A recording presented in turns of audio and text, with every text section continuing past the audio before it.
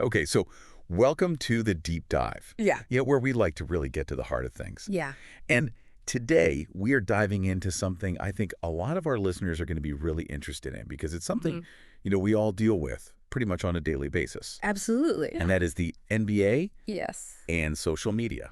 Huge. Yeah. So we've been digging into a lot of research here, a really comprehensive analysis of how platforms like Twitter, Instagram, YouTube, all of them Right. have really changed. It's not just even how we follow the NBA. It's Yeah. like the whole DNA of the league at this point. Yeah, it's like interwoven into everything, right? Yeah. How fans connect with their favorite players, where we get breaking news, even like how players use their voices Right. on important issues like social justice.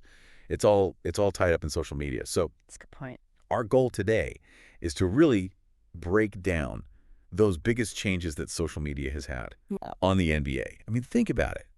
We're going to look at direct relationships between players and fans, team marketing, player recruitment, even like what goes on behind the scenes with team dynamics. It's all impacted. All of it. Yeah. So, and I mean, you're on social media every day, right? Yeah. Have you ever like stopped and thought Right. about just how much it's really transformed pro basketball? I think it's one of those things where it's just become so normal that we don't even think about how different it is now than it was even just a decade ago. Absolutely. So let's start with that most fundamental thing, that connection between players and fans. Yeah, for the first time ever, players have this like direct line to fans across the globe. No filter. Like it's them talking directly to the fan. And Twitter and Instagram are huge for this. Absolutely. And I mean, you cannot talk about this without talking about LeBron James. The king. The king, King James. On Twitter, I mean, he's got a staggering combined following of like 213 million people. That's unbelievable. Unbelievable. What's really amazing to me, though, is the different types of content he puts out. Oh, yeah. It's not just basketball stuff, right? Yeah. It's like glimpses into his family life. Remember Taco Tuesday? Oh, yeah. His crazy workouts, updates on his businesses, and the amazing work he does with the Akrama School. Yeah. And he's not afraid to weigh in on, like, current events either. Right. And even, like, praising other athletes. Yeah. He's really using his platform for a lot of different things. He really is. Impressive. He's like his own media company. Right. But what do you think is the key to his success, like in building that fan loyalty? Is it that he seems authentic? Yeah. Or is it just the variety that he puts out? That's a good question. I mean, I think it's a mix of both, for sure. Yeah? There's definitely a curated element, of course, but he does give you enough of a glimpse into his life, his values, the things he cares about, that it does feel genuine, and people connect with that. Yeah, you see similar things, but maybe not on the same scale. Right. From guys like Chris Paul. Yeah, at CP3. CP3, he's got almost 20 million followers. Right. And he shares a lot about family, his work with Nike and Jumpman, his endorsements. You've got Giannis Antetokounmpo. Oh, yeah, the Greek freak. At Giannis on 34. I love him. 19 million followers. Yeah. Family, business, endorsements, his journey to the Olympics. Right. I mean, even Klay Thompson, who's kind of a quiet guy, off the court still has almost 19 million followers. People love Klay. He's just got this like cool, laid-back vibe. Yeah, I think it just shows that fans connect with different personalities. Totally. In different ways. Yeah. But the volume of interaction is just insane. It really is. During a regular season, NBA players generate over 570 million engagements on over 30,900 posts. Wow. And LeBron himself was responsible for almost 145 million of those. I mean, he really is in a league of his own when it comes to social media. He really is, and it shows you that these players have become like their own major media figures. Yeah. And it's interesting to see how early he was on this. Like back in 2016, he was already leading the league. Yeah. With over 66 million likes and followers across Facebook, Twitter, and Instagram. I mean, he saw the potential of this, like really early on. This kind of direct access for fans, it must completely change the whole fan experience. It does. It creates this two-way street, like a dialogue happening in real time that you just couldn't have with traditional media. Fans get these glimpses behind the scenes. They can ask questions directly, and it creates this sense of belonging. Like you're part of a community. Hashtags, challenges, contests, it's all part of it. Yeah, it's way more interactive. Totally. Now, this is really interesting to me. Okay, so the research shows that a fan's perception of a player's lifestyle Mm-hmm. and their appearance on social media can actually influence their loyalty Wow. even more than how that player performs on the court. That's really interesting. So it's not just about the stats anymore. It's about Right. the whole package. Yeah. The persona, the lifestyle, the image they project. Yeah. That's fascinating. So it's a real shift in how we connect with these athletes, right? Yeah. But I mean, obviously there's some downsides to this. Oh, for sure. I mean, players are constantly under a microscope. Yeah. Way more negativity online. And Commissioner Silver has even talked about Yeah. players feeling isolated and kind of down, even though they're so connected digitally. Kind of like a paradox, right? It really is. And then there's the pressure Yeah. to always be on to present this perfect image online, Right. which has got to be exhausting. Yeah, and it also raises the question of whether individual branding can sometimes overshadow team goals, right? Absolutely. It's a tough balance for sure. All right, so let's move on to another platform. Let's talk about YouTube. Hi. So much more than just video clips, right? This has become like a crucial content hub for the NBA Absolutely. and for fans. Mm-hmm. What I think is so smart about YouTube is that it gives fans a way to experience the NBA, Right. even when there aren't any live games happening. Exactly. The NBA's official channels, like just NBA and NBA on ESPN, Mm-hmm. have massive numbers of subscribers. I mean, the Mhm. main NBA channel has over 22.8 million. That's a lot of people. It's a lot of people. Yeah. And obviously, it's the place to go for game highlights. You can catch up on everything you missed. Right. But they go so much deeper than that. They do. There's so much content. Right. Exclusive player interviews, behind-the-scenes stuff, original series. Yeah.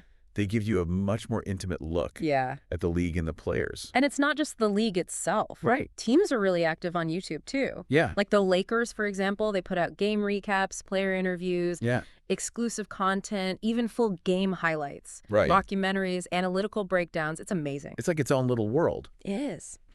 They also use YouTube to live stream certain games and events. Which is huge for fans who can't always catch the games live. Right. Especially internationally. Yeah, opens it up to a global audience. And get this, a whopping 46% of sports fans regularly watch sports content on YouTube.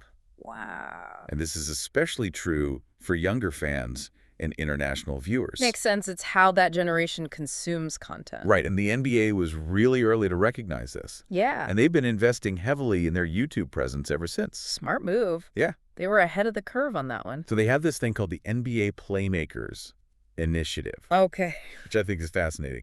So they're partnered with what are called multi-channel networks, which are basically companies that help manage and monetize online video content. Right. So one of them is broadband TV. Okay. And what this does is it lets independent creators, video creators, make basketball content Wow. using NBA resources. Yeah. And then there's like a revenue sharing model, That's a win-win. right? So it's a really smart way for the NBA to reach these niche audiences Yeah. and really grow the online community around basketball. Absolutely. So the NBA channel on YouTube, it gets tons of views, Mm-hmm. but the engagement rates, around 2.85% in March 2025, Okay. suggest that maybe there's room for improvement Yeah. in terms of getting people to really interact Right. with the content. But the things that are consistently popular are the highlights, player-centric content, and those viral moments. Yeah, the stuff that's really shareable. Right. So the NBA is definitely looking at all that data, Oh, yeah. average views, the ratio of likes to comments, Right. to try to figure out how to make their content strategy even better. Absolutely. It's all about refining and adapting to Yeah. keep people engaged. Right. So let's talk about the news, okay? Because the way we get NBA news now is completely different Oh, yeah. than it used to be. Social media, especially Twitter, has become like the main source The go-to spot. for news and rumors, and it's so fast and accessible. It's like bypass traditional media completely. Absolutely. And I mean, we all know the big names, right? Oh, yeah. Adrian Wojnarowski Oh, at Woj's Porn on Twitter, Shams Charania at Shams Charania, always breaking news. Mark Stein at the Stein Line. These guys have huge followings because they're constantly breaking news, Yeah. offering insights and analysis. Yeah. And Wojnarowski in particular, he's considered like the top newsbreaker in the NBA He is. on Twitter. It's almost like sports journalism has been democratized in a way, It really has. Anyone can become a source right? with enough credibility and a good track record. So what do you think, how has this like instant news cycle Yeah. impacted traditional media. They've definitely had to adapt, that's for sure. Yeah. Social media is so immediate. Right. Traditional outlets just can't keep up with that pace. Right. We've seen the decline of regional sports networks. Yeah. More and more fans are getting their updates online, and the shift towards streaming games online. Right. That trend just keeps growing. Yeah. Yeah. So how is traditional media responding to this? Well, they're trying to integrate social media into their reporting. Right. And they're focusing more on in-depth analysis and storytelling, Yeah. things that go beyond just the quick hits you get on Twitter. Right. There's even this kind of nostalgic vibe with some of their content, Yeah. like a throwback to NBA Inside stuff, Yeah. but trying to connect with fans in a new way. Right. So kind of bringing back the old school, but with a modern twist. Exactly. Yeah. But the speed of news on social media comes with a big problem. Yeah. Credibility, right? Big time. Misinformation, rumors, they can spread like wildfire. And it's hard to know what's real and what's not.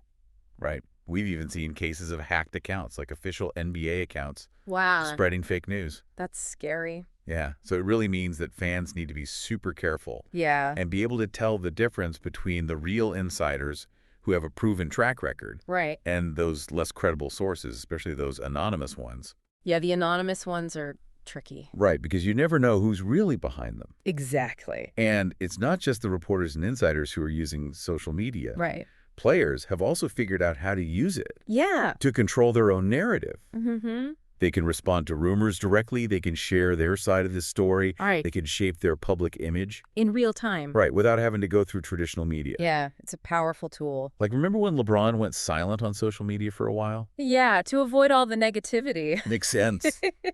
Or early on when Charlie Villanueva tweeted during a game, Oh, yeah. which actually led to the NBA creating social media guidelines. Wow, so that actually had a real impact. It did, and even the whole saga with Kevin Durant and his burner accounts Yeah. shows just how much players are using social media for direct communication, which can sometimes backfire. Right, it can definitely have unintended consequences. Right. Yeah, it's crazy how social media has become such a fundamental part of the NBA world, Yeah. from following the league to how the news breaks. It's everywhere. Yeah. So let's talk about another big impact, the role of players in social commentary. Yeah. It's really evolved in recent years. So NBA players are using their social media platforms more and more to speak out on important issues. Absolutely. It's become a powerful tool for them. Things like police brutality, racial injustice, gender inequality, voting rights. They're using their voices to advocate for change. Yeah, we've seen some really powerful examples, right? Like LeBron James Oh, yeah. consistently speaking out about equal rights, advocating for legislation like the John R. Lewis Voting Rights Advancement Act. And after George Floyd was killed, Yeah. players like Steph Curry used their platforms to speak out against police brutality. And Jaylen Brown, he actually went and participated in protests Yeah. and Right. used Twitter to mobilize support. And during the NBA restart in Orlando, it was really impactful to see players wearing jerseys with social justice messages. Yeah, it was. It's a powerful statement. And this is actually part of a bigger trend of athletes who are financially independent. Right. And they're leveraging their influence to try to make a difference. Yeah, they're not just sticking to sports. So it's interesting that the NBA, which is predominantly led by white executives, Right. has generally been supportive Yeah. of player activism. They've allowed the social justice messages on jerseys, the Black Lives Matter on the courts. They created the Social Justice Coalition. Right. They've even supported voter registration efforts by using their arenas as polling places. That's awesome. But there have been times when the league has stepped in Yeah. regarding certain posts, Yeah. like when Anthony Edwards was fined for making offensive comments. Right. So there are limits. Yeah, there's a line. Of course. But overall, the impact of these players using social media to talk about these important issues, Yeah. it's huge, right? It is. They have such a big platform. Yeah. It can really get people talking and thinking about these things. And potentially even influencing public opinion. Absolutely. Yeah. You know, people sometimes say stick to sports. Right. But there's a really strong counter argument that if you have a platform, you have a responsibility to use it for good. Yeah. And I think NBA players are really at the forefront of this in the sports world. I agree. So let's switch gears a little bit and talk about the business side. Okay. Marketing and branding in the age of social media. Yeah. It's hard to imagine the NBA without it now, right? It's like the engine of their marketing strategy. Yeah, social media is so integrated into everything they do. Real-time game updates, highlights, Commercial campaigns. interactive fan experiences, Twitter, Instagram, TikTok, Facebook, it's everywhere. Yeah. And their online presence is a huge asset for them. Absolutely. Yeah, and all of this engagement has to be driving revenue and viewership, right? It absolutely does. It helps sell merchandise. Attract sponsors and ultimately get more people watching the games. It's all connected. It's a cycle. And individual players are also really good at using social media to build their own brands. So how are they doing that? What are some of their strategies? Well, they're really curating their online image, Right. highlighting their skills, achievements, giving fans a glimpse into their lives, partnering with brands that align with their image, and even using their platforms to advocate for social causes they believe in. So it's like building this whole persona. It is. It's about building a brand. Yeah. And a strong social media presence makes a player more valuable. Oh, to teams, to the league, and to potential sponsors. Definitely. Those endorsement deals for players with huge followings, they're worth a lot of money. They are. And authenticity and consistent fan engagement, Yeah. those seem to be like the keys to building a successful personal brand. Absolutely. Fans can tell when it's not genuine. Right, they can smell a fake. Exactly. And they respond to realness and consistent interaction. Now, let's talk about something a little less obvious. Okay. How social media has impacted player recruitment. Yeah. It's not just about scouts going to games anymore. No way. Social media has changed the game completely. For sure. Both for the NBA and at the college level. Platforms like Twitter, Instagram, YouTube, they've become these crucial scouting tools. Right. Recruiters are using them to discover new talent, watch highlight reels, even get a sense of a player's character. You can learn a lot about someone from their social media, especially young athletes. I mean, there are even stories of players getting noticed by college programs. Wow.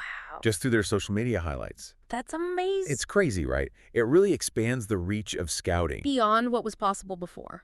And from the player's perspective, they're using social media to build their profiles. Right. Showcasing their skills, their training, even their academic achievements. It's like their digital resume. Yeah, and they're trying to connect with programs and coaches by following them, tagging them in posts, and even sending direct messages. Although there are rules about that. Right, there are NCAA rules about when direct contact is allowed. Yeah. So it's really important for aspiring players to have a positive and professional online presence. It's crucial. Coaches are definitely looking at that. Yeah, they want to see how you'd fit in with the team. And the NCAA has specific guidelines about how social media can be used in recruitment. Right, what coaches can and cannot do. When direct messaging is allowed, it's important for both the recruits and the coaches to understand the rules and follow them. Yeah, so it's a whole new aspect of the recruitment process. Totally. Okay, so let's talk about the fan experience. Okay. Because social media has changed how we watch and discuss NBA games. It's a different world now. It really is. The instant sharing of highlights on Twitter, Instagram, YouTube, it's incredible. It's crazy. It happens within seconds. Seconds. Of a play happening. Yeah. Think about Ja Morant. Oh, yeah. Those electrifying plays he makes, they break NBA social media records. Tens of millions of views for a single highlight. Yeah, it's insane, and this is perfect for fans who can't watch the whole game. Right. Especially younger fans. Who are used to consuming content in short bursts. Yeah, they want that instant gratification. Exactly. And it's not just the highlights. Social media has made these viral moments. Yeah. Like, way bigger. The unbelievable plays, the funny moments, the controversial calls. Right, they spread like wildfire. And everyone's talking about them. Yeah, and they become part of the story. Yeah, it's like instant water cooler talk. Right. But on a global scale. And iconic plays. Like LeBron's block in the 2016 finals or Steph Curry's crazy long-range shots. Yeah. They become legendary. Through social media. Because they're constantly being replayed and talked about. Right. It's like they take on a life of their own. So it's not just about watching highlights passively. No. Social media has changed how fans discuss and react to games. Yeah.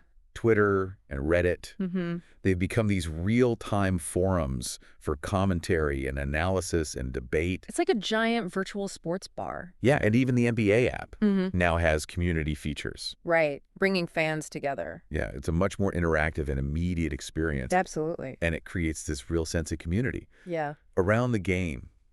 Do you think, though, that this easy access to highlights Mm-hmm. has had any impact on people actually watching full games? It's a good question, and there's definitely debate about it. Yeah. Some people think that seeing the highlights is enough, Right. that they don't need to watch the whole game. Right. Others argue that it actually drives more interest and makes people want to tune in. Yeah, it's probably a bit of both. I think so too. And the NBA and the broadcasters, Yeah. they're definitely trying to figure out how to balance this. Yeah, it's a tricky equation. Okay, so let's go a little deeper. Let's talk about how social media is affecting what's happening inside NBA teams. All right. This is something fans might not think about as much, Right, it's behind the scenes. but it's still really important. So players are constantly exposed to feedback online. Both good and bad. Right, and that can definitely affect their moods Yeah. and the overall team chemistry. It can be a distraction for sure. Yeah, and there's research that shows that if a player gets a lot of negative tweets Wow. before a game, Mm-hmm. their performance on the court can actually suffer. That's really interesting. So it can actually affect how they play. Yeah, and remember what Commissioner Silver said about players potentially feeling isolated, Mm-hmm. even though they're connected digitally. Yeah. Makes you think about how that might impact team cohesion, right?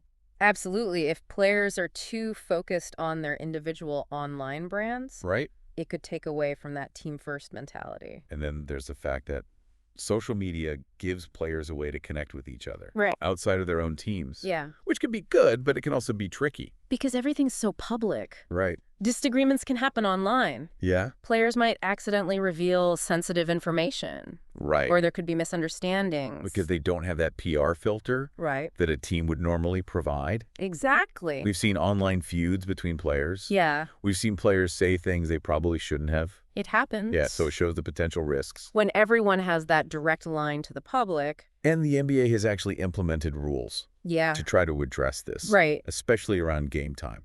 Tell me about them. So these guidelines were first put in place in 2009, Okay. and they've been updated since then. Right.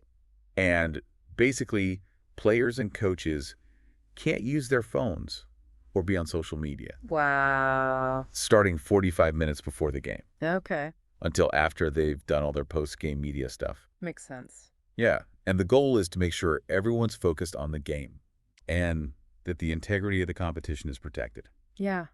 You don't want any distractions. And some teams even have their own stricter rules. Wow. So it's taken very seriously. They do. So as we wrap up this deep dive, Yeah.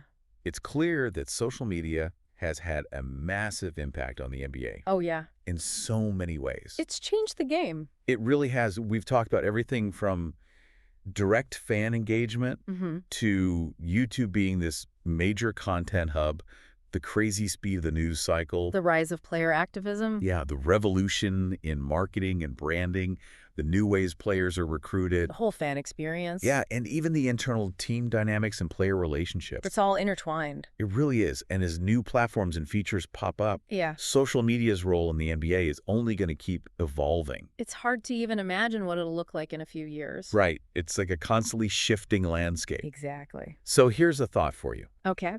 Given all the changes we've talked about, how do you think social media is going to redefine what it means Wow. to be a fan or even a player? Mm-hmm. In the years to come, what unexpected things might we see? Those are some big questions. They are, but they're worth thinking about. Absolutely. And we hope this deep dive has given you a better understanding Yeah. of just how much social media has become a part of the NBA. Mm-hmm. Maybe next time you're scrolling through your feed during a game, Yeah. you'll see things a little differently. Maybe notice some of the things we talked about. Thanks for joining us on the deep dive. It was a good one. We'll see you next time. See you later.